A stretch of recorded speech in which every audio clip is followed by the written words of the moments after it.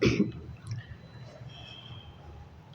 Friends, this is साली श्रीवास्तव। स्वागत है आपका टीचिंग लर्नर्स में।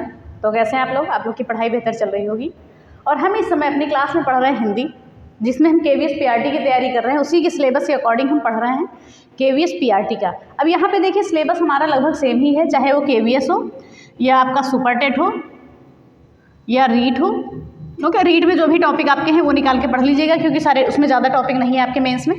और चाहे UP टेट हो, यहाँ पूरा सिलेबस आपका मैच करता है। या कोई भी आपका अदर एग्जाम हो जहाँ पर हिंदी पूछी जाती है, ओके, या कोई भी अदर एग्जाम है जहाँ पर आपकी हिंदी पूछी जाती है, उसके लिए आपकी क्लास इंपॉर्टेंट है। एकदम बेसिक से नियम, आपको हर एक नियम की जानकारी यहाँ पर दी जाएगी। बस आपको एक प्रैक्टिस करनी पड़ेगी। प्रैक्टिस के लिए कोई बुक लेके, सबसे अच्छी आपकी बुक अगर प्रैक्टिस करनी है आपको तो आदित्य की बुक रहेगी, क्योंकि उसमें जो है प्रीवियस ईयर क्वेश्चन जो भी सारे आए होते हैं वो सारे दिए होते हैं। तो आप चाहें तो इसको ले सकते हैं। इसमें बहुत सारे आपको क्वेश्चन भी मिल जाएंगे। यहाँ पर थ्योरी थोड़ी कम मिलती है आपको, लेकिन क्वेश्चनों की संख्या बहुत ज़्यादा मिलती है। ओके, तो ये बुक आपके लिए प्रैक्टिस के लिए सफिशियंट होती है हिंदी में, आदित्य की। तो ये हमने बता दी है। तो ये सारे एग्जामों के लिए हमारी इंपॉर्टेंट है। और हम इस समय क्या पढ़ रहे थे? हिंदी में हम पढ़ रहे थे विशेषण। तो हमने एक वीडियो पढ़ लिया था, आज दूसरी वीडियो है, ज़्यादा लंबी नहीं होगी, जल्दी से ख़त्म करेंगे, उसके बाद हम अगला टॉपिक स्टार्ट करेंगे। तो कल हमने देखा था विशेषण। अगर आपने हमारे कल की वीडियो नहीं देखी है तो प्लीज़ जाके देख लें और उसके बाद ही वाली वीडियो देखें। तो कल हमने पढ़ा था विशेषण। विशेषण के बारे में हमने पूरा जाना था, विशेषण और प्रविशेषण। ओके, प्रविशेषण और विशेष्य को अच्छे से हमने समझा था उदाहरणों के माध्यम से, विशेष्य को। तो इन सभी को तो हमने उदाहरण के माध्यम से अच्छे से समझ लिया था। और इसके प्रकार की विशेषण के एक प्रकार गुणवाचक विशेषण की भी बात कर ली थी। तो ये चीज़ें हैं, हमने बताया था कि विशेषण के जो है 4 प्रकार होते हैं। हमने गुणवाचक विशेषण की बात कर ली थी। ओके, तो हमने बात क्या किया था कि गुणवाचक विशेषण जो है विशेषण जो है 4 प्रकार के होते हैं। गुणवाचक विशेषण, परिमाणवाचक विशेषण, संबंध और संख्यावाचक और सार्वनामिक विशेषण। तो ये सारे विशेषण होते हैं। तो इनको हम जानेंगे। तो हमने गुणवाचक विशेषण को पूरा जान लिया था कि क्या होता है, कैसे होता है, किस तरीके होता है। तो इसके लिए आप इससे पहले की वीडियो जरूर देखें, तो वहाँ से आपको सारी जानकारियाँ मिल जाएंगी। उसके बाद ये वीडियो देखें, ये विशेषण का सेकेंड पार्ट होगा आपका। तो चलिए अब हम बात करते हैं आगे की, परिमाणवाचक विशेषण की। तो अगर आप हमारे चैनल पर नए हैं या चैनल को सब्सक्राइब नहीं किया है तो प्लीज़ सब्सक्राइब कर लें और ज़्यादा से ज़्यादा शेयर करें, क्योंकि यहाँ पे आपको नियम एकदम डीप से बताया जा रहा है। आप कहीं से भी पढ़ लीजिए, कहीं से भी पढ़ लीजिए। अगर किसी भी चीज़ की कमी आई है इस क्लास में तो कमेंट बॉक्स में लिख दीजिएगा इस चीज़ की कमी है आपकी क्लास में। ओके, बस आपको प्रैक्टिस करने की ज़रूरत है। आप सिर्फ प्रैक्टिस करिए, यहाँ से क्लास लीजिए, नियम लीजिए, हर चीज़ लीजिए उदाहरणों के साथ में, और उसके बाद आप प्रैक्टिस करिए। आपके एक भी क्वेश्चन नहीं गलत होंगे, क्योंकि हम यहाँ पे नियमों को एकदम डीप में जाके अच्छे से समझ रहे हैं। तो चलिए अब सीधे आते हैं, गुणवाचक विशेषण हो गया हमारा। अब हम आते हैं परिमाणवाचक विशेषण पे। ओके, परिमाणवाचक विशेषण को हम डिटेल में पढ़ते हैं। तो थोड़ा हम लिख के पढ़ते हैं कि टाइम मेरा कम लगे और जल्दी से जल्दी आपकी चीज़ें कवर हो जाए। तो चलिए परिमाणवाचक विशेषण देते हैं। पहले हम लिख लेते हैं, फिर हम बात करते हैं। चलिए अब हम बात करते हैं परिमाणवाचक विशेषण की। ओके, तो हमने इससे पहले की वीडियो में जो भी देखा था, आप प्लीज़ पहले वीडियो जाके देख लीजिएगा, पहला वीडियो हमारा। उसके बाद ही चीज़ें आपको समझ में आएंगी। तो दूसरा नंबर है हमारा, दूसरा प्रकार क्या है विशेषण का? परिमाणवाचक विशेषण। देखिए, परिमाण का मतलब क्या होता है? नाप तोल होता है, माप तोल होता है, या नाप तोल कह सकते हैं। ओके, तो इसका अर्थ क्या होता है परिमाण का? नाप और तोल। तो यहाँ पर हम नाप और तोल की ही बात करेंगे। तो पहले हम परिभाषा को देखते हैं, फिर हम आगे की बात करते हैं। तो क्या लिखा हुआ है परिभाषा? पहले हम सीधे सीधे देखते हैं। लिखा है कि जिन विशेषण शब्दों द्वारा संज्ञा की मात्रा, ओके, संज्ञा की मात्रा अर्थात नाप तोल का बोध होता है। तो क्या क्या कहा गया है? संज्ञा की मात्रा अर्थात नाप तोल का बोध होता है। तो वो क्या कहलाता है? परिमाणवाचक विशेषण कहलाता है। जिन विशेषण शब्दों द्वारा, यहाँ पर क्या हम कह सकते हैं कि जिन विशेषण शब्दों द्वारा संज्ञा की मात्रा अर्थात नाप तोल का बोध होता है, वो क्या कहलाता है? हमारा विशेषण परिमाणवाचक विशेषण कहलाता है। इसे हम क्या कर सकते हैं? गिन नहीं सकते। ये क्या होता है? काउंटेबल नहीं होता है, अनकाउंटेबल होता है। क्या होता है?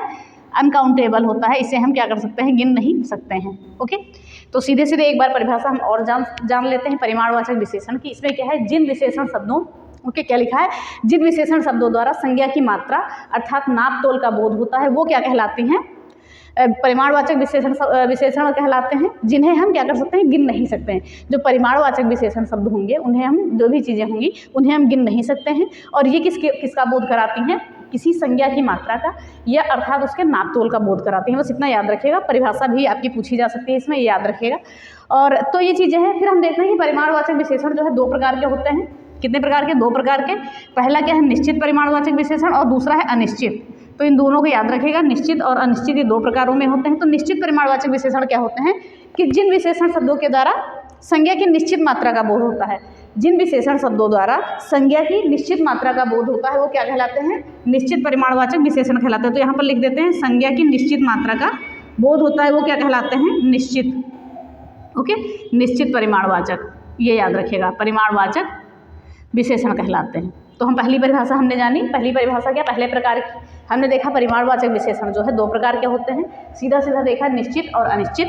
तो निश्चित की परिभाषा हमारी क्या है कि जिन विशेषण शब्दों के द्वारा संज्ञा की निश्चित मात्रा का बोध होता है वो निश्चित परिमाणवाचक विशेषण कहलाते हैं। जैसे हम उदाहरणों को जानते हैं, उदाहरण क्या होंगे यहाँ पर? जैसे हमने कहा उदाहरण, ये देखिएगा, सब अच्छे से लिखिएगा, ये वाक्यों में भी आपके प्रयोग करके पूछा जा सकता है। तो उदाहरण जैसे हमने कहा 4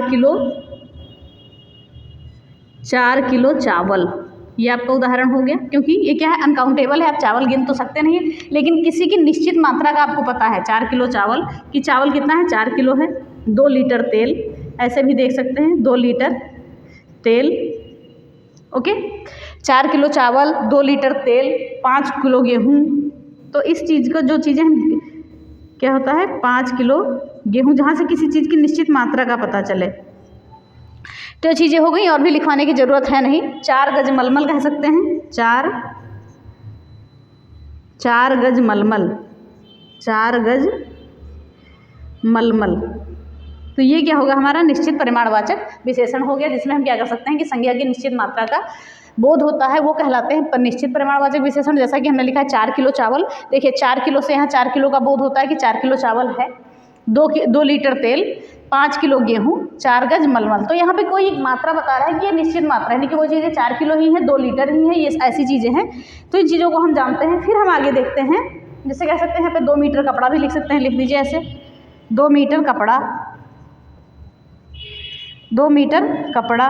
तो ये सारी चीज़ें हो गई जिससे हमें कोई भी चीज़ की निश्चित मात्रा का पता हो तो वो हो जाते हैं निश्चित परिमाणवाचक। अब हम देखते हैं अनिश्चित परिमाणवाचक विशेषण क्या होते हैं। तो ये क्या होते हैं? जहाँ से संज्ञा की निश्चित मात्रा का पता नहीं चलता है, यानी कि संज्ञा की अनिश्चित मात्रा का बोध होता है। क्या होता है? संज्ञा की अनिश्चित मात्रा का बोध होता है, वो कहलाते हैं अनिश्चित परिमाणवाचक विशेषण। अनिश्चित परिमाणवाचक विशेषण। ओके, अब इसके भी उदाहरण को जान लें, इसमें है कुछ नहीं, देखते हैं, आप सिंपल सा है, ऐसे ही आपके उदाहरण भी पूछे जाते हैं। तो जैसे हमने क्या कह दिया उदाहरण में, उदाहरण हमने कह दिया थोड़ा दूध। क्या कहा? थोड़ा दूध। तो दूध कितना? थोड़ा है। अब ये नहीं पता कितना है, ये 100 ग्राम है, 50 ग्राम है, 10 ग्राम है, 20 ग्राम है, इस चीज़ की मात्रा का हमें नहीं पता है। थोड़ा दूध कह दिया, यानी कि यहाँ पर क्या है कि अनिश्चित मात्रा का हमें पता चलता है, मात्रा कोई निश्चित नहीं है। थोड़ा दूध हो गया, कुछ शहद, कुछ शहद, थोड़ा पानी। ओके, थोड़ा पानी। तो ये चीज़ें क्या हो गई हमारी? क्या होगी? अनिश्चित परिमाणवाचक विशेषण हो गए। बहुत पानी, बहुत पानी कह सकते हैं, थोड़ा पानी, बहुत तेल कह सकते हैं, बहुत तेल। तो ये सारी चीज़ें क्या हुई? जहाँ से हमें कोई भी मात्रा का यहाँ पर पता नहीं चल रहा है, निश्चित मात्रा है, ये चीज़ें पता चल रही है कि चीज़ें हैं, नाप तोल की ही चीज़ें हैं, लेकिन हम उसे ये नहीं पता कर पा रहे हैं कि वो चीज़ें कितनी हैं। तो हमारी अनिश्चित परिमाणवाचक विशेषण कहलाती हैं। तो इन चीज़ों को ध्यान में रखिएगा। चलिए अब हम एक बार और देख लेते हैं। पहले हमने देखा परिमाणवाचक विशेषण अच्छे से जान लिया। प्रकार कितने होते हैं? 2 प्रकार होते हैं, अनिश्चित परिमाणवाचक विशेषण और निश्चित परिमाणवाचक विशेषण। तो निश्चित में हम देखते हैं कि यहाँ पर संज्ञा की जो विशेषण शब्दों के द्वारा संज्ञा की निश्चित मात्रा का बोध होता है, जैसे 2 किलो चावल, 4 किलो चावल, 2 मीटर कपड़ा। तो यहाँ पे एक मात्रा निश्चित होती है, तो ये हो जाता है निश्चित परिमाणवाचक। फिर अनिश्चित परिमाणवाचक में हम देखते हैं कि यहाँ पर जो है विशेषण शब्दों के द्वारा संज्ञा की अनिश्चित मात्रा का बोध होता है। जैसे हमने कहा थोड़ा दूध, थोड़ी सी, कुछ शहद, कुछ शहद, शहद हमने लिख दिया, कुछ शहद। ओके, थोड़ा सा पानी, थोड़ा तेल। तो ये सारी चीज़ें हो गई हमारी, क्या हो गई? अनिश्चित परिमाणवाचक विशेषण। तो ये सारे हो गए विशेषण के बारे में, परिमाणवाचक विशेषण। अब हम आते हैं अगले विशेषण पर, संख्यावाचक विशेषण का। आपकी बहुत छोटी क्लास रहेगी, लंबी नहीं रहेगी, क्योंकि कुछ है नहीं वैसे। चलिए अब हम देखते हैं संख्यावाचक विशेषण को। आगे हमारा तीसरा क्या है? संख्यावाचक विशेषण। अब हम बात करेंगे संख्यावाचक विशेषण की। तो संख्यावाचक विशेषण में हम क्या देखते हैं? ये देखते हैं कि जिन विशेषण शब्दों द्वारा संज्ञा की संख्या का बोध होता है, सिर्फ इसमें क्या होता है? संख्या का बोध होता है, कि जो चीज़ें हम गिन सकते हैं। जिन विशेषण शब्दों के द्वारा संज्ञा की संख्या का बोध हो सकता है, या हम लिख सकते हैं यहाँ पर अर्थात क्या है? जिसे हम गिन सकते हैं, अर्थात जिसे हम गिन सकते हैं। ये भी चीज़ें आप लिख सकते हैं, ये गिनी जा सकती हैं, नापी तोली नहीं जा सकती, अर्थात जिसे हम गिन सकते हैं, जिसे हम गिन सकते हैं। ओके, गिन सकते हैं। तो इन चीज़ों को याद रखिएगा। बस इसमें है कुछ नहीं, नॉर्मल सा है, सिंपल सा, जितने आप क्लास देख लेंगे एक ही बार देखने की ज़रूरत होगी। इसके अलावा आपको देखने की भी ज़रूरत नहीं होगी कि आप दोबारा देखें, बस आपको क्वेश्चन लगाने की ज़रूरत है। तो हमने देखा संख्यावाचक विशेषण, जिन विशेषण शब्दों के द्वारा संज्ञा की संख्या का बोध होता है वो क्या कहलाते हैं, संख्यावाचक विशेषण कहलाते हैं। और यह हम कह सकते हैं कि जिन्हें गिन सकते हैं, नाप तोल नहीं सकते हैं लेकिन गिन सकते हैं। तो इन्हें हम क्या कर सकते हैं, नाप तोल नहीं सकते हैं लेकिन गिन सकते हैं। तो यहाँ देख लेते हैं नाप तोल, नाप तोल क्या कर सकते हैं, नहीं सकते हैं, बस इसको हम क्या कर सकते हैं, गिन सकते हैं। तो ये चीज़ें हो गई। अब देखते हैं ये भी दो प्रकार के होते हैं, संख्यावाचक जो विशेषण है ये भी दो प्रकार के होते हैं। कौन कौन से, निश्चित संख्यावाचक विशेषण और अनिश्चित संख्यावाचक विशेषण। क्या होता है, निश्चित और अनिश्चित, इसमें भी दो प्रकार होते हैं, हमने यहाँ पर लिखा है। तो पहले हम निश्चित को समझते हैं फिर अनिश्चित को समझते हैं। तो निश्चित में हमने क्या देखा, निश्चित में हम ये देखते हैं कि जहाँ पर संज्ञा की निश्चित संख्या का बोध हो, क्या है, अगर निश्चित है तो निश्चित संख्या का बोध होगा। तो ये सारी चीज़ें हमने जान ली। अब देखते हैं ये क्या होते हैं, 6 प्रकार के होते हैं निश्चित संख्यावाचक विशेषण। क्या है, इनके भेद कितने होते हैं, 6 होते हैं, ये याद रखिए, भेद 6 होते हैं, याद रखिएगा। कौन कौन से, पूर्णांक बोधक, अपूर्णांक बोधक, क्रमवाचक, आवृत्तिवाचक, समूहवाचक और प्रत्येकवाचक। तो यहाँ से आपके क्वेश्चन बनते हैं, तो इन चीज़ों को अच्छे से देखिएगा। तो पहले हम क्या देखते हैं, निश्चित संख्यावाचक विशेषण। इसमें क्या होता है, संज्ञा, जिन विशेषण शब्दों के द्वारा संज्ञा की निश्चित संख्या का बोध होता है, यानी काउंटेबल जो चीज़ें होती हैं, संख्या का बोध होता है, वो क्या कहलाते हैं, संख्या, निश्चित संख्यावाचक विशेषण कहलाते हैं। और इसके हमने कहा है कि 6 भेद होते हैं। कौन कौन से, पूर्णांक बोधक, अपूर्णांक बोधक, क्रमवाचक, आवृत्तिवाचक, समूहवाचक और प्रत्येक। तो इन चीज़ों को अच्छे से देखेगा और नोट भी करेगा। देखिए पूर्णांक बोधक में हम सिंपल सी संख्या अपना लिख देते हैं, 1 2 3, जो पूर्णांक शब्द होते हैं हमारे 4 10 15, तो ये सारी चीज़ें आ जाती हैं हमारी। तो ऐसी चीज़ें आ जाएंगी 1 2 3 4 5 6, ये गिनतियों की संख्या जो आ जाती है। फिर हम देखते हैं अपूर्णांक बोधक में क्या होता है। तो अपूर्णांक बोधक में जैसे ऐसी संख्या आती है, आधा, पौना, ओके, क्या हो गया, आधा, पौना, और चीज़ें क्या हो जाएंगी, सवा, ढाई। तो ये सारी चीज़ें हो जाती हैं हमारी अपूर्णांक बोधक में, सवा, ढाई। तो ये चीज़ें हो गई। अभी आप स्क्रीनशॉट ले लीजिएगा, हम जगह छोड़ देंगे। ऐसी ही संख्याएं जिसमें आती हैं वो क्या कहलाते हैं, अपूर्णांक बोधक आते हैं। पूर्णांक बोधक में सिंपल सी संख्या हमारी 1 2 3 4 5 6 7 8 9 10, ये सारी चीज़ें आ जाती हैं। और अपूर्णांक बोधक की बात करते हैं तो इसमें क्या होता है, जो अपूर्णांक हो, ओके, आधा, पौना, सवा, ढाई, साढ़े, ये सारी चीज़ें हो जाती हैं। फिर आते हैं क्रमवाचक में। तो क्रमवाचक में जैसे हम कह सकते हैं, क्रमवाचक में पहला, दूसरा, तीसरा, चौथा, यानी कि ऐसी चीज़ें आ जाए, चौथा, 12वां, ऐसी चीज़ें आ जाती हैं जो क्रम में हो। ओके, ये सारी चीज़ें जो हमारी क्रम में चल रही हो, पहला, दूसरा, तीसरा, चौथा, पाँचवा, छठा, ऐसी चीज़ें आ जाएंगी, वो क्रमवाचक संख्यावाचक विशेषण में आएंगी। फिर हम देखते हैं आवृत्तिवाचक की बात करें। ओके, आवृत्तिवाचक में बात करते हैं तो क्या होता है, दुगुना, तीन गुना, चौगुना। क्या होता है, दुगुना, तिगुना, चौगुना, दुगुना, तिगुना, चौगुना। तो जैसे चौगुना, 5 गुना, तो ये सारी चीज़ें क्या हो जाती हैं, आवृत्ति बोधक में आ जाती हैं। ओके, आवृत्ति बोधक में क्या, जैसे दुगुना, तिगुना, चौगुना, 5 गुना, 10 गुना, 12 गुना, तो ये सारी चीज़ें क्या आ गई, आवृत्ति बोधक में आ गई। अब देखते हैं समूहवाचक में। जैसे हमने कहा दोनों, दोनों भाई जा रहे हैं, दोनों, तीनों, चारों, दोनों, तीनों, चारों, आठों। तो ऐसी चीज़ें जो है जहाँ पर समूह प्रदर्शित होता है वो क्या कहलाते हैं, समूहवाचक कहलाते हैं। फिर देखते हैं प्रत्येक बोधक। प्रत्येक बोधक में हमने क्या कहा, एक एक, हमने कहा एक एक को खाना दे दो। ओके, एक एक, हमने कहा एक एक को खाना दे दो, हर एक को खाना दे दो, ऐसे भी कह सकते हैं, हर एक, एक एक, हर एक, यानी कि यहाँ पर हम प्रत्येक का बोध करते हैं, हर दिन, हर वर्ष, हर दिन, हर वर्ष। तो ये सारी चीज़ें हमारी क्या आ गई, प्रत्येक बोधक में आ गई। हम एक बार और जानते हैं, जो निश्चित संख्यावाचक विशेषण होते हैं, यहाँ पर संज्ञा की निश्चित संख्या का बोध होता है। ये 6 भेद होते हैं इसके। कौन कौन से भेद होते हैं, हमने बात की, पूर्णांक बोधक, अपूर्णांक बोधक, क्रमवाचक, आवृत्तिवाचक, समूहवाचक और प्रत्येक बोधक। तो पूर्णांकवाचक में जैसे 1 2 3 4 5 6 7 8 9, हमने सीधे सीधे संख्या बोल दी, जो पूर्णांक में हमारी संख्या आती है वही हो जाती है।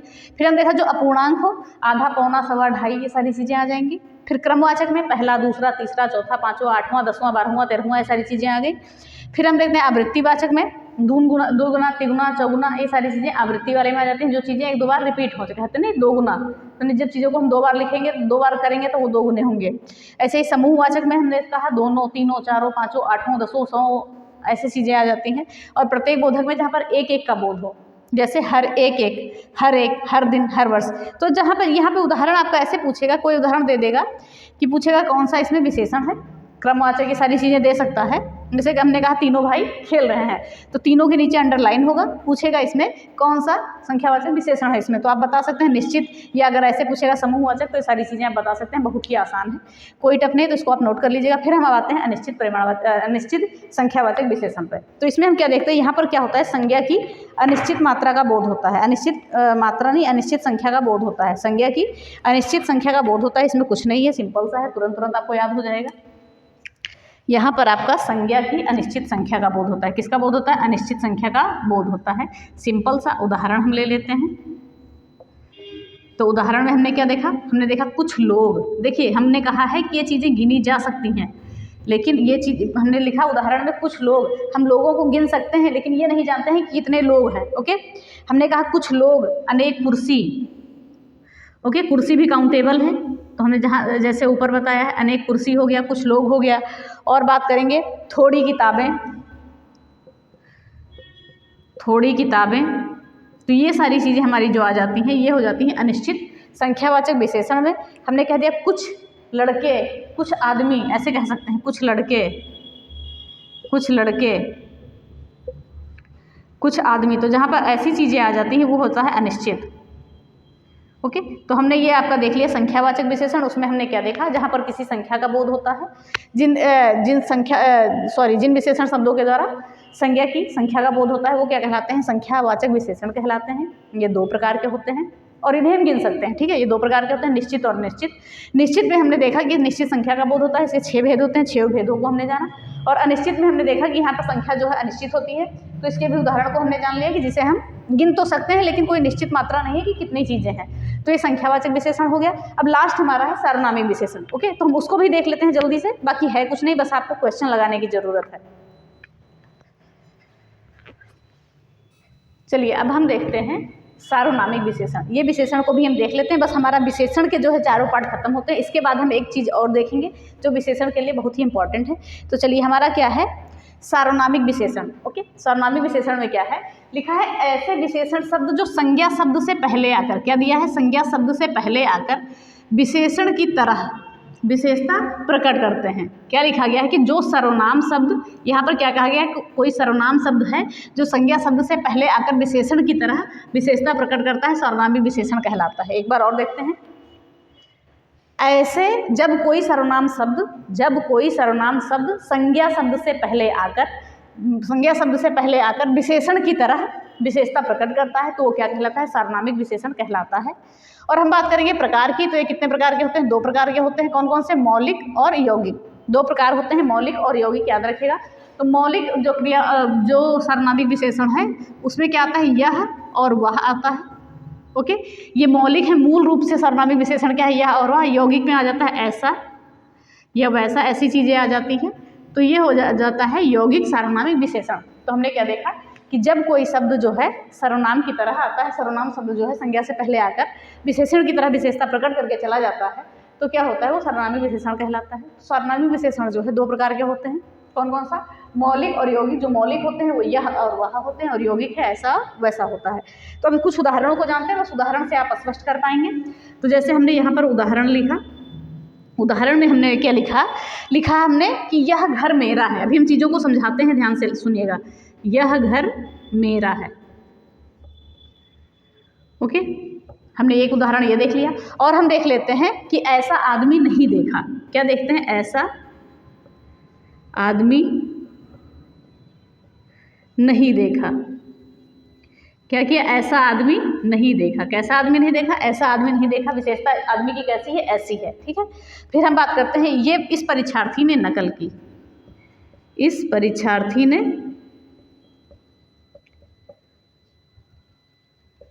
नकल की। कुछ चीज़ों को हम देख लेते हैं, नकल की। फिर और हम बात करते हैं, इस परीक्षार्थी ने नकल की। और बात करते हैं, ये आदमी विश्वासी है या ईमानदार कह सकते हैं, ये आदमी ईमानदार है, ठीक है। अब हम देखते हैं इसको समझते कैसे। हमने इसके उदाहरण तो जान लिया। देखिए परिभाषा में क्या लिखा है आपका कि जो सर्वनाम शब्द संज्ञा शब्द से पहले आकर है, ये क्या है आपका सर्वनाम है, किससे पहले आया है, संज्ञा शब्द से पहले आया है, ओके, पहले आकर विशेषण की तरह अपनी विशेषता प्रकट कर देता है तो क्या कहलाता है? सर्वनामिक विशेषण कहलाता है। हमने बात की तो देखिए यहाँ पर संज्ञा शब्द से पहले यह आ गया, यह क्या है? सर्वनाम है, हमने देख लिया। और घर क्या है? संज्ञा है। तो क्या हुआ? संज्ञा से पहले सर्वनाम का प्रयोग हो गया, तो ये कहलाता है सर्वनामिक विशेषण। इन चीज़ों को हम जानते हैं। फिर जैसे हमने कहा ऐसा आदमी, आदमी क्या है? संज्ञा है और ऐसा क्या है? सर्वनाम है। तो ऐसा क्या है? आदमी जो है, आदमी से पहले ऐसा का प्रयोग हो गया, यानी संज्ञा से पहले सर्वनाम का प्रयोग हो गया, तो ये भी सर्वनामिक विशेषण आपका हो गया। फिर बात करते हैं इस परीक्षार्थी ने नकल की। यहाँ हम भी ये देखते हैं कि परीक्षार्थी क्या हो गया? संज्ञा हो गया।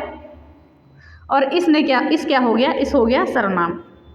तो बस आपको उदाहरण से स्पष्ट कर लेना है, ये आदमी ईमानदार है, तो आदमी हो गया आपका संज्ञा और ये क्या हो गया? सर्वनाम हो गया। तो इन चीज़ों को हमने जान लिया। और इस आदमी की क्या विशेषता है?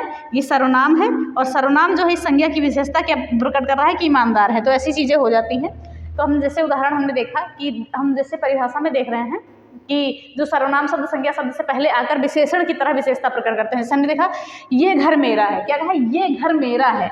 तो संज्ञा शब्द से पहले सर्वनाम आया, उसकी ये निश्चित रूप से बता रहा है कि ये जो है घर मेरा है, ये क्या है? इसका मेरा है। तो ये विशेषण की तरह विशेषता प्रकट कर रहा है कि घर इसका है, मेरा है। ओके, फिर तो ऐसा आदमी नहीं देखा, यानी कि कैसा आदमी नहीं देखा? इसके जैसा आदमी नहीं देखा। फिर तो इस परीक्षार्थी ने नकल की, ये आदमी ईमानदार है। जैसे हमने कहा ये क्या है? सर्वनाम है, आदमी क्या है? संज्ञा है। तो ये क्या है? ये आदमी जो है, आदमी की विशेषता क्या है? कि आदमी ईमानदार है। तो किसने विशेषता प्रकट की? ये ने। तो ऐसी चीज़ें हो जाती हैं। बस आपको ये देखना है कि संज्ञा शब्द से पहले कोई सर्वनाम आ जाएगा तो सर्वनामिक विशेषण हुआ। तो इसी के साथ आपके विशेषण के चारों पार्ट खत्म होते हैं। ओके, क्या होता है? विशेषण के आपके चारों पार्ट खत्म होते हैं। अब कुछ एक्स्ट्रा चीज़ें हैं जो हम आपको बताते हैं, जो आपके हमेशा एग्जाम में पूछी जाती हैं। जैसा आपने तुलनात्मक अध्ययन देखा होगा, तुलनात्मक विशेषण देखा होगा, तो उसके बारे में हम जानते हैं। बाकी चारों प्रकार आपके खत्म हो गए, हमने देख लिए कौन कौन से 4 प्रकार थे विशेषण के। था गुणवाचक, ये सीखो, याद रखिएगा, संख्या पूछता है। गुणवाचक, दूसरा क्या था? परिमाणवाचक, और तीसरा था आपका संख्यावाचक, और चौथा था आपका सार्वनामिक। तो ये चारों विशेषण को हमने अच्छे से देख लिया है। और उसके बाद हम अब देखते हैं तुलनात्मक विशेषण क्या होता है, और जहाँ से आपके क्वेश्चन भी बनते हैं तो उन चीज़ों को हम जान लेते हैं। तो आइए हम देखते हैं तुलनात्मक विशेषण क्या होते हैं। चलिए अब हम बात करते हैं तुलनात्मक विशेषण की। ये थोड़ा सा उससे अलग भी है और इम्पॉर्टेंट भी है, इस चीज़ को याद रखिएगा। तो तुलनात्मक विशेषण में क्या होता है? यहाँ पर क्या होता है? तुलनात्मक विशेषण में क्या होता है? चीज़ों की यहाँ तुलना की जाती है। तो इसमें हमने क्या कहा? इसकी 3 अवस्थाएं होती हैं। तुलनात्मक विशेषण की 3 अवस्थाएं होती हैं, 3 अवस्थाएं। ओके, तुलनात्मक विशेषण की क्या है? 3 अवस्थाएं होती हैं। कौन कौन सी अवस्था होती है? जैसा कि हमने लिखा है मूलावस्था, उत्तरावस्था और उत्तमावस्था। पहले हम इन चीज़ों के बारे में अच्छे से जान लेते हैं, फिर हम इसके उदाहरणों को देखते हैं। तो मूलावस्था क्या होता है? तो मूलावस्था में हम बात करते हैं कि यहाँ पर विशेषण का सामान्य प्रयोग होता है। यहाँ पर किसी की कोई तुलना नहीं होती है। ये क्या होता है? मूल शब्द होते हैं। यहाँ पर मूलावस्था होती है कि यहाँ पर विशेषण का सामान्य प्रयोग होता है और यहाँ पर किसी वस्तु से किसी की तुलना नहीं की जाती है। ओके, फिर बात करते हैं उत्तरावस्था की। तो यहाँ पर क्या होता है? यहाँ पर दो वस्तुओं की तुलना होती है। उत्तरावस्था में क्या होता है? 2 वस्तुओं की तुलना की जाती है और ये बताया जाता है इसमें किसी एक की न्यूनता और अधिकता बताई जाती है, यानी कौन सा चीज़ें न्यून है, कौन सी चीज़ें अधिक हैं, वो चीज़ों को बताया जाता है। यानी कौन श्रेष्ठ है, कौन नहीं श्रेष्ठ है, ये सारी चीज़ें मान सकते हैं। फिर बात करते हैं उत्तमावस्था। यहाँ पर 2 या 2 से अधिक वस्तुओं या व्यक्तियों की हम तुलना करते हैं और इसमें किसी एक की दूसरी जो दोनों वस्तुएं हैं उनसे ज़्यादा अधिकता बताई जाती है। ओके, तो चलिए हम पहले वाले पे आते हैं और उदाहरण के माध्यम से हम समझते हैं। जैसे हमने यहाँ पर आपका बोला मूलावस्था पहला प्रकार है। यहाँ पर क्या होता है? विशेषणों का सामान्य प्रयोग होता है। क्या होता है? सामान्य प्रयोग होता है। किसी से कोई तुलना नहीं की जाती है। याद रखिए, किसी से कोई तुलना नहीं की जाती है। अब उदाहरण हम देखते हैं। उदाहरण क्या है? उदाहरण हम देखते हैं कि जो राम है एक वीर बालक है। राम एक वीर बालक है। ओके, दूसरा उदाहरण देखते हैं। एक एक चीज़ों को जानते हैं। दूसरा उदाहरण देखते हैं। इसमें हम देखते हैं कि जो है नीम जो है कड़वा है। नीम क्या है? कड़वा है। नीम कड़वा है। ओके, और हम बात करेंगे यहाँ पर से जो है मीना एक सुंदर कन्या है। मीना एक सुंदर कन्या है। तो अब विशेषण तो आप जान ही जाते हैं इसमें विशेषण क्या है। ठीक है, अब हम देखते हैं कौन सा विशेषण है। अगर पूछ लिया जाए तो देखिए ऐसे आपको एग्जाम में अंडरलाइन करके दे देगा, यहाँ, यहाँ और यहाँ। पूछ सकता है इसमें कौन सी विशेषण की कौन सी अवस्था है या तुलनात्मक विशेषण की कौन सी अवस्था है। तो हम देखते हैं राम एक वीर बालक है, तो यहाँ पर ये क्या हो गया हमारा मूलावस्था हो गई। तो राम क्या है, वीर बालक है, कोई तुलना नहीं, किसी से तुलना नहीं, राम अकेला है। नीम कड़वा है, नीम की तुलना हमने किसी से नहीं की, सिंपल सा लिख दिया है। और यह क्या है, मीना एक सुंदर कन्या है, यहाँ पर हमने मीना की भी तुलना किसी से नहीं की है। तो मूलावस्था क्या है, सिंपल सा है, सामान्य प्रयोग होता है, किसी से कोई तुलना नहीं होती है।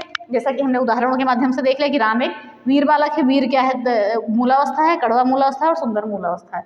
तो इन चीज़ों को आप देखिएगा। फिर हम आते हैं अगला उत्तरावस्था। उत्तरावस्था में हमने क्या देखा कि यहाँ पर क्या होता है, दो वस्तुओं में तुलना होती है। पहली बात क्या, दो वस्तुओं में क्या होती है, तुलना होती है और किसी एक की न्यूनता अथवा अधिकता बताई जाती है, यानी किसी एक वस्तु को यहाँ पर श्रेष्ठ किया जाता है। ओके, श्रेष्ठ किया जाता है, किसी एक वस्तु की न्यूनता या अधिकता बताई जाती है। दो वस्तुओं में तुलना करके किसी एक वस्तु की न्यूनता या अधिकता बताते हैं, तो वो क्या कहलाता है, उत्तरावस्था कहलाती है। हम उदाहरण के माध्यम से इसको भी समझेंगे, तो देख लीजिए, इसको भी समझते हैं, फिर हम सारी चीज़ों को और डिटेल में देखने लिखे हैं हमने कि राम जो है श्याम से, ये हमने कहा सीता गीता से अधिक सुंदर है, सीता गीता से अधिक सुंदर है। तो यहाँ पर दो चीज़ों में तुलना हुई और एक चीज़ों को श्रेष्ठ बताया गया, अधिक सुंदर है। अभी हम और भी देखते हैं, उदाहरण को देख लेते हैं और आगे देखते हैं चीज़ों को। सीता गीता से अधिक सुंदर है। फिर हमने देखा करेला जो है नीम से कड़वा है, सिंपल सा इसको ले लीजिए, करेला नीम से कड़वा है, नीम से कड़वा है। तो देखते हैं हम यहाँ पर तुलना कैसी की जा रही है, किस किस में, सीता और गीता में क्या है, तुलना की जा रही है। और ये कहा जा रहा है कि सीता जो है गीता से अधिक सुंदर है, क्या है, अधिक सुंदर है। तो दोनों में तुलना की गई, किसके मामले में, सुंदरता के मामले में। ओके, सुंदरता के मामले में क्या की गई, दोनों में तुलना की गई। क्या कहा गया, कौन सुंदर है, सीता गीता से अधिक सुंदर है। तो ये क्या हो गया, यहाँ पर तुलनात्मक हमारा उत्तरावस्था क्या हो गई, यहाँ पर हमने दो वस्तुओं में तुलना की। अभी हम एक एक चीज़ों को और स्पष्ट करें। फिर हमने कहा करेला नीम से कड़वा है, तो करेला क्या है, नीम, करेला और नीम में क्या हो रही है, तुलना हो रही है। और यहाँ पर कहा गया है कि करेला जो है किससे कड़वा है, करेला को यहाँ पे श्रेष्ठ बताएं कि नीम से कड़वा है। ओके, अभी हम सभी चीज़ों को देखेंगे। तो हमने ये देख लिया कि उत्तरावस्था में हम दो वस्तुओं में तुलना करते हैं, किसी एक वस्तु की न्यूनता या अधिकता को हम प्रदर्शित करते हैं या बताते हैं। जैसे हमने कहा सीता गीता से अधिक सुंदर है, तो एक बताया गया कि गीता यानी कि सीता सुंदर है। फिर हमने कहा करेला नीम से कड़वा है, यानी कि करेला नीम से ज़्यादा कड़वा है। तो ये चीज़ें हुई। फिर अब हम आते हैं अंत में उत्तमावस्था पे। उत्तमावस्था में क्या है, यहाँ पर क्या होता है, दो से अधिक वस्तुएं होती हैं। क्या होती हैं, दो से अधिक वस्तु और व्यक्ति, दो से अधिक व्यक्ति या वस्तु में क्या की जाती है, तुलना की जाती है। और इसमें एक की, ओके, सिर्फ एक वस्तु की दूसरी सब वस्तुएं या व्यक्तियों से न्यूनता या अधिकता बताई जाती है। यहाँ पर जैसे 1 2 3 है, तो ये एक जो है, इसमें एक की इन दोनों वस्तुएं से श्रेष्ठता या न्यूनता बताई जाती है। ये चीज़ याद रखिएगा, क्या बताई जाती है, पहली वस्तु का जो है इन दोनों वस्तुओं से श्रेष्ठता या न्यूनता बताई जाती है। तो ये हो गई, क्या हो जाती है उत्तमावस्था। उत्तमावस्था में क्या होता है, 3 वस्तुएं होती हैं या व्यक्ति होते हैं। तो उसमें पहले व्यक्ति या वस्तु की, ओके, पहले यानी किसी एक की, पहले दूसरे या तीसरे की, यानी कि किसी एक की दूसरी सब व्यक्ति या वस्तुओं से न्यूनता या अधिकता दर्शाई जाती है। जैसे हम उदाहरण के माध्यम से देखते हैं, उदाहरण देखते हैं, लिखा गया है राम सबसे वीर है, राम सबसे वीर है, यानी सबसे श्रेष्ठ बताया जाता है, राम सबसे वीर है। ओके, अगला उदाहरण हमारा क्या आ जाता है, अगला उदाहरण हमारा आ जाता है करेला सबसे कड़वा है। ओके, करेला सबसे कड़वा है। और एक उदाहरण और ले लेते हैं। हमने कहा राम सबसे वीर है, करेला सबसे कड़वा है और मीरा कक्षा में सबसे सुंदर है, मीरा कक्षा में सबसे सुंदर है।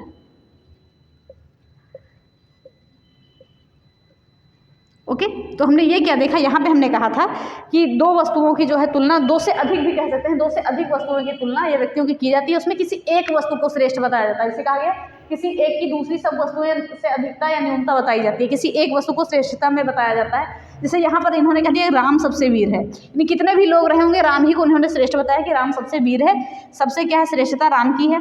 करेला सबसे कड़वा है, यहाँ पर क्या कहा गया, करेला सबसे कड़वा है। मीरा कक्षा में सबसे सुंदर है, सबसे सुंदर कौन है, मीरा है। तो ये चीज़ें क्या हो गई, यहाँ पर राम सबसे वीर है, यानी कि सभी से न्यूनता या अधिकता दर्शाई गई है। तो यानी कि अधिकता क्या है, रामवीर है। करेला सबसे कड़वा है और मीरा कक्षा में सबसे सुंदर है, यानी सभी वस्तुओं में तुलना की गई तो अधिकता या न्यूनता दर्शाई गई है। तो ये चीज़ें हो गई। अब कुछ हम आपको उदाहरण इसमें लिखवा देंगे जहाँ से क्वेश्चन पूछे जाते हैं।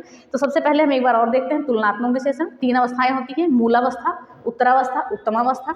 मूलावस्था में क्या होता है, सामान्य प्रयोग होता है, किसी से कोई तुलना नहीं। उत्तरावस्था में क्या होता है, 2 वस्तुओं में तुलना की जाती है और किसी एक वस्तु की न्यूनता या अधिकता दर्शाई जाती है। और उत्तमावस्था में क्या होता है कि दो से अधिक वस्तुएं या व्यक्ति होते हैं, उसमें एक की तुलना बाकी सारी वस्तुओं से हम करते हैं। ठीक है, तो ये सारी चीज़ें हैं। 2 से अधिक हमने बताई, केवल 3 या 4 कुछ ऐसे नहीं बताएंगे, तो ये चीज़ों को देखिएगा। तो ये चीज़ें हो गई, हम समझ गए इसको। अब हम देखते हैं कुछ शब्दों को देख लेते हैं जो हमारे लिए बहुत ही इंपॉर्टेंट बनेंगे, तो उनको हम देखते हैं और इसको आप नोट कर लीजिए, स्क्रीनशॉट लीजिए, उसके साथ हमारी क्लास खत्म होती है। तो चलिए, अब हमने कुछ मूल शब्द लिख लिए हैं आपके। तो मूल शब्द आप देख रहे होंगे, उसमें हम उसकी उत्तरावस्था और उत्तमावस्था को बताएंगे। तो देखिए, मूल शब्द में हमने कहा था कोई परिवर्तन नहीं होगा। अब हम बात करते हैं उत्तरावस्था की। ओके, तो उत्तरावस्था में देखिए, उत्तरावस्था में क्या आता है, ये तर आता है। इसको आप ऐसे कर लीजिए, यहाँ पर क्या आता है, तर आता है, तो इसमें क्या आएगा, आपका तर आएगा। उत्तमावस्था में यहाँ पर क्या आता है, तम आता है, तो हम जो वाक्य को बदलेंगे यहाँ पर तो तम आ जाएगा। ओके, तो इन चीज़ों को याद रखिएगा, बस आपका कभी गलत नहीं होगा। और कभी भी क्वेश्चन पूछा जा रहा है तो कभी भी नहीं गलत होगा, इन चीज़ों में कंफ्यूज मत होइएगा। ओके, तो उत्तरावस्था में तर आएगा और उत्तमावस्था में तम आएगा, क्योंकि उसी चीज़ में छिपा हुआ है। देखिए, यहाँ पर तम छिपा हुआ है और यहाँ पर तर छिपा हुआ है। तो मूल अवस्था में जैसे उच्च है, तो अगर पूछा जाए उच्च का उत्तरावस्था क्या है, उत्तमावस्था क्या है, ऐसे आपके एग्जाम में क्वेश्चन बनते हैं। तो उच्च का जो है उत्तरावस्था बनेगा उच्चतर। ओके, देखिए, तर लास्ट में आ गया। और उत्तमावस्था बनेगा उच्चतम, लास्ट में तम आ गया। तो सब में यही होगा, आपका उत्तरावस्था में तर आएगा, उत्तमावस्था में तम आएगा। तो पहले हम पूरा उत्तरावस्था लिख लेते हैं, फिर उत्तमावस्था। निम्न का उत्तरावस्था क्या होगा, निम्नतर, निम्नतर। ओके, सुंदर का सुंदरतर, सुंदरतर। निकट का निकटतर। ओके, महान का महानतर। वो लघु का लघुतर और अधिक का अधिकतर। ओके, अब फिर हम इसका उत्तमावस्था में परिवर्तन करते हैं। निम्न का निम्नतम, निम्नतम। सुंदर का सुंदरतम। ओके, सुंदरतम। निकट का निकटतम। महान का महानतम। लघु का लघुतम और अधिक का अधिकतम। ओके, तो हमने ये भी जान लिया कि तीनों हम अवस्थाओं में कैसे मूल शब्दों का परिवर्तन करेंगे। तो मूल शब्द हमने लिखा और यहाँ पे लिखा, क्या लिखा कि अगर उत्तरावस्था में परिवर्तन करेंगे, सब में तर आएगा, लास्ट में देख सकते हैं आप, तर आ रहा है। ओके, और अगर उत्तमावस्था में परिवर्तन करेंगे तो सब में तम आएगा। तो ये सारी चीज़ें आप समझ गए होंगे। ओके, अब आप ऐसे ही क्वेश्चन लगाइएगा, कहीं भी क्वेश्चन में फंस रहे हैं आप तो जरूर कमेंट करिएगा, चाहे टेलीग्राम पे, चाहे आप यहीं पे कमेंट बॉक्स में कर दीजिएगा यूट्यूब पे। तो सारी चीज़ें एक बार आप इसके स्क्रीनशॉट ले लीजिए। चलिए, इसी के साथ हमारी विशेषण खत्म होता है। विशेषण को हमने एकदम बढ़िया से पढ़ लिया है। मैक्सिमम हमारा 1 घंटे का समय लगा। आप जानते हैं हम 1 घंटे से किसी भी टॉपिक में ज़्यादा समय नहीं लेंगे। 2-3 वीडियो भी होंगी आपकी, तो 1 घंटे के ही अंदर होंगी। और चीज़ों को हम एकदम डीप में सारे नियमों को समझेंगे और अच्छे से समझेंगे, कोई भी चीज़ें छोड़ेंगे भी नहीं, और कम समय में आपकी चीज़ें कवर हो जाएंगी। एक बार आप विश्वास कर सकते हैं अगर करना चाहें तो। ठीक है, तो ये सारी चीज़ें आपके लिए बहुत इंपॉर्टेंट बनेगी। आप कहीं भी शेयर करिए इसको, जो भी हिंदी की, जिसको भी हिंदी की नीड है, जिसे हिंदी नहीं आती है या रिवीजन करना है उससे, या तैयारी करनी है, तो सारी चीज़ें हम एकदम डिटेल में आपको बता रहे हैं। तो आप कर सकते हैं, चाहे KVS हो, चाहे एस्टेट हो, चाहे UP टेट हो, चाहे कोई भी एग्जाम जहाँ भी हिंदी पूछी जाती है वहाँ के लिए आपकी ये क्लासेस इंपॉर्टेंट है। ऐसा नहीं है कि किसी अदर एग्जाम में विशेषण है तो वो अलग से पूछ लिया जाता है। तो सारी चीज़ें यही होती है।